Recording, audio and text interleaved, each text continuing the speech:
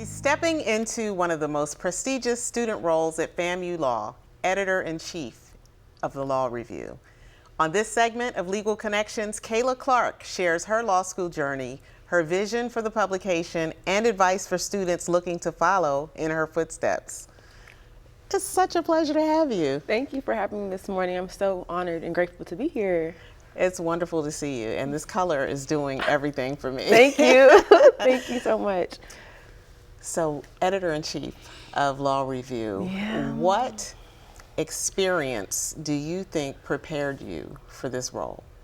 I like to think that everything was seriously divine timing during my time at FAMU. Prior to law school, I was always involved in my community. So even from high school, being SGA president, being president of women organizations in undergrad. So I definitely always kind of had a natural ability to lead. And I definitely think just being at the College of Law gave me a space to really nurture my abilities to be prepared to step into this role.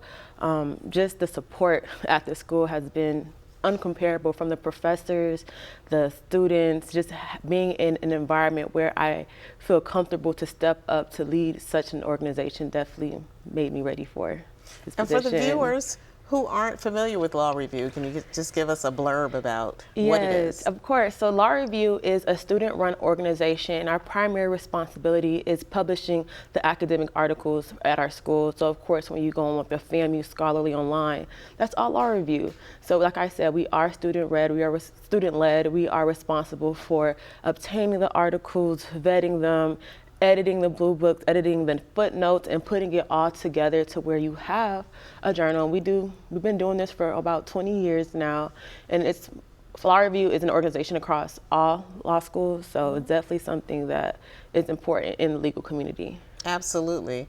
And so as far as your motivation, I heard you say that you've got prior leadership experience, and so as you approached law school, did you ever have a doubt that you might not be able to manage it all? Oh, always. I always say it's so important to have people around you who will keep you uplifted and kind of speak life to you even when, you can't even see it in yourself.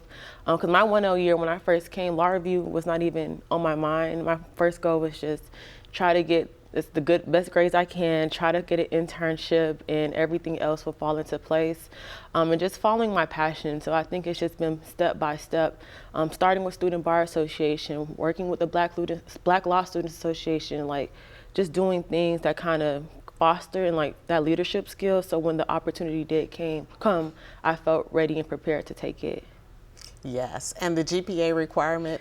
Yes, so there's 2 ways to join Law Review. Essentially, if you are ranked the top 10%, you automatically get invited on. And then we also have something called the write-on competition, and that's where students, they have to write a student note, and you have to be top 50% of the class to join. So like I said, law school is hard, and grades do not define whether you will be a strong student or a strong member of Law Review.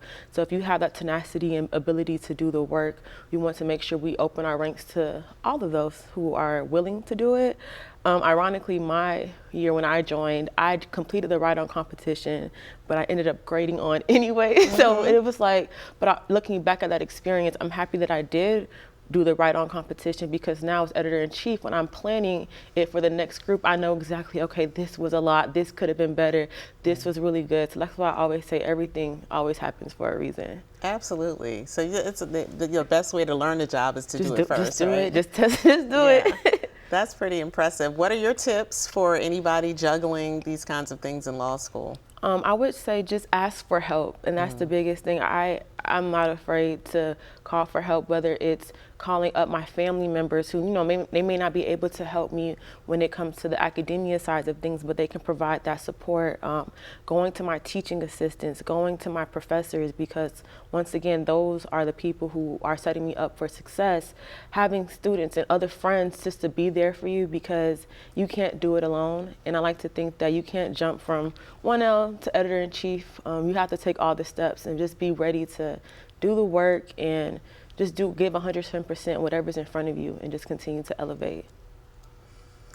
Wow, you're so inspiring. We really appreciate you taking time out of your extremely busy schedule to come and join us on Legal Connections and share a bit about your journey. Yes. And I'm sure people looking and future students even will remember what you've said, and thank you for sharing. Thank you so much for having me again. I appreciate it.